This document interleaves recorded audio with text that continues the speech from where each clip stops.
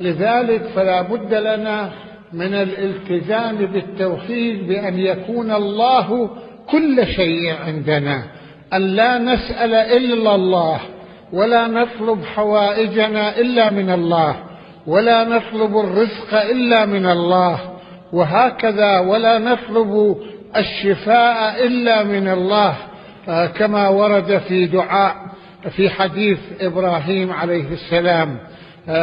وهكذا وقد نشأت في بعض التعقيدات لدى الناس أنهم يسألون الأنبياء والأئمة: يا علي ارزقني، يا زهراء أعينيني مثلا، يا حسين ارزقني ولدا، وما إلى ذلك. هذا خلاف التوحيد، وهذا يشبه الشرك، لأن الله ولقد خلقنا الإنسان ونعلم ما توسوس به نفسه ونحن أقرب إليه من حبل الوريد. الله مو العباس، الله اللي أقرب إلينا من حبل الوريد.